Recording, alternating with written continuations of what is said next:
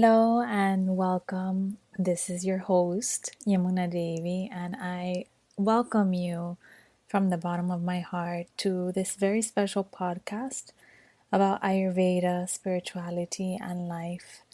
And one of the things today I wanted to share about was exactly how to follow your dream because we live in a society that we believe it's very fixed. We should be doing this and we should be doing that, and we should be following a specific frame of life of what we should be doing. But I want you to think a little bit ahead, a little bit more than what we should be doing or what you should be doing, because perhaps what you should be doing is not something that makes you happy. And this is something that I discuss with many people because they figure out in the long run of their life that they are doing things that don't make them happy and that don't bring that satisfaction, that joy, that happiness of what they're doing. I would like for you to take the moment, if you're ready, to ride this wave with me. Then let's ride together. And if you're thinking, perhaps this isn't for me, my friend, I still want you to stay because I have a story to tell you. And this is something, it's a personal story because I have also experienced the same thing.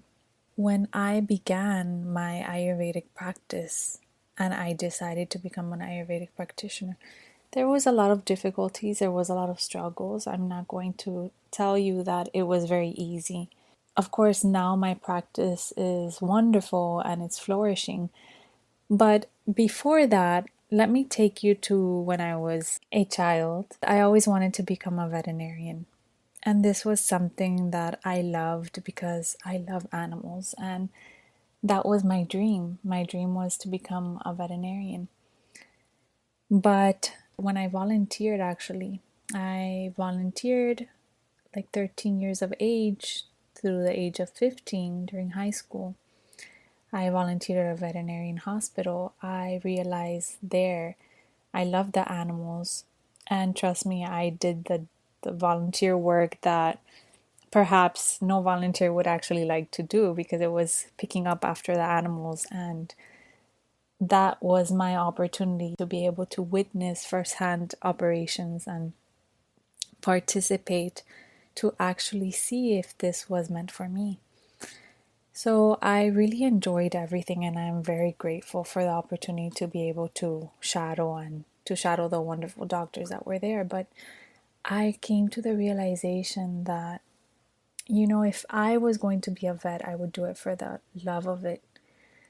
And that meant, sometimes if the animal was hurt and the person couldn't afford it, I would still help them. I can't turn them back. And I think that was one of the hardest things that I realized was that, the veterinarians had to turn down many cases because of that. And one of the quickest things was to put the animal to sleep, which was really hurtful. So I came to that realization. I said, this definitely, I can't do this work because probably I will have like this hospital and I will be carrying the responsibility of all the animals because I couldn't bear putting an animal alive to sleep when there is an opportunity of healing and, of making them feel good. So I decided to venture off. And when I went to college, I was studying chemistry and I loved the chemistry part. I loved calculating and I loved everything that had to do with, math and investigations. And it really was a big passion for me until I realized like I cannot see my life in a laboratory and stuck there, not seeing people, not being able to communicate, not being able to help others. So I started venturing off. I went to Japan for 2 years as an exchange student, and I had studied previously Japanese in my university, but When I went there, I could not speak. So that was something very fun because it was a struggle. When I got there, I realized after I did study hard and I did eventually learn the language, but before that, I realized that one of the important languages that we can communicate is love. And if there is love, then there is communication, regardless of the language you speak. Love is the universal language. And when I came to that realization, another door opened. And I was still searching. And I was searching, what am I going to do with my life? And I returned back to my university. I had to graduate. I was still searching. I had some religion courses that I had to complete because it was part of the requirement. And I did them. And I met this wonderful professor. And he changed my life because he changed my perspective on religion. I loved every religion as we spoke about them. And then I started venturing into religious studies, and it was absolutely beautiful. The journey was beautiful. I met amazing people. Every religion is like a river leading to the ocean, the same ocean. All rivers unite to the ocean. Then I met my Guruji, my teacher, spiritual guide, Swami Brahmavidyananda Saraswati. And that was a total game changer for me because he is my guide, he is my inspiration and my motivation. And anything I wanted to do, he inspired me and he motivated me. When people probably didn't believe in me, he said I could do it. Talking about this makes me very emotional, but it makes me joyful to be able to share something that has inspired me and kept me going. Swamiji always said, think about what makes you happy. And if that makes you happy, then do that. And you can do it. Do it. I remember asking Swamiji, I don't know what to do with my life. Like, what should I do? You know, I love helping people and I love serving people, and I want to make sure that they feel good and that they're joyful and leading a righteous path or a good path. And Swamiji, I followed him, and I always visited the ashram and listened to the satsangs and all the inspirational messages that he had based on his experiences. And Swamiji always says it in such a funny way and such a jolly way that you remember. And it's so easy to remember and to apply into your daily life.